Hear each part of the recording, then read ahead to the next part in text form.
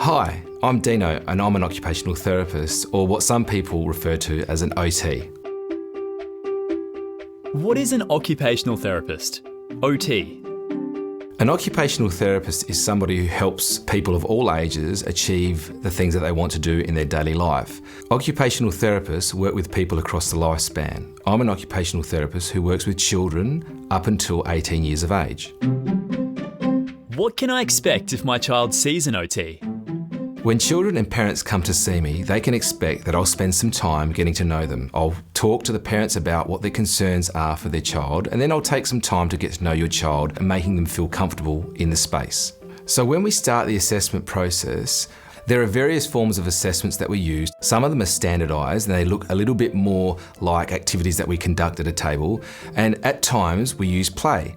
Play can be a very powerful tool in determining how to support your child. As an occupational therapist who specialises in sensory play, when your child comes to see me, we're going to have fun. That means we're going to play with lots of balls, lots of swings, we're going to climb, we're going to jump. Although it might look like I'm playing with your child and just looking at some of their motor skills, I'm also looking at how they interact, how they communicate, how they problem solve, and also what their confidence is like.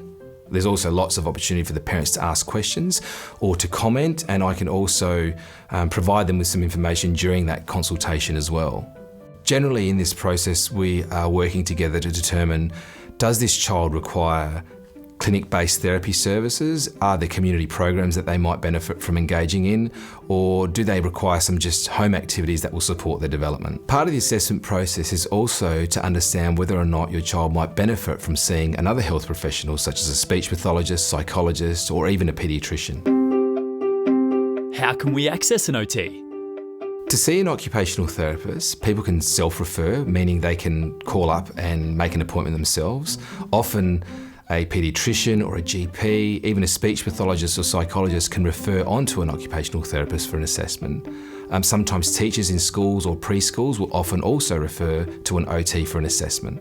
A visit to an occupational therapist can be supported by Medicare, NDIS or private health insurance.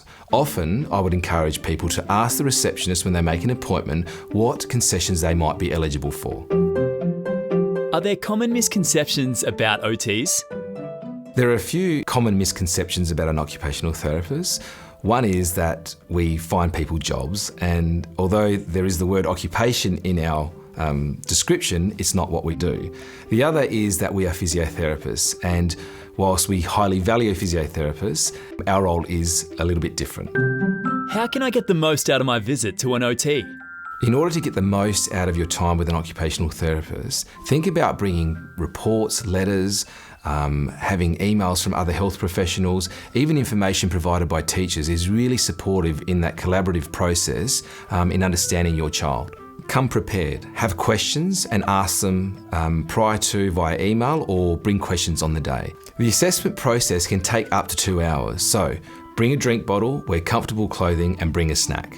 Following an assessment, and if therapy is recommended, it's really important to understand that as a parent, your role in your child therapy is really important and often will optimise their outcomes. A final word. As an occupational therapist, I want you to understand that you are the expert when it comes to your child. And we understand that the journey has been difficult, but we're going to be there with you every step of the way.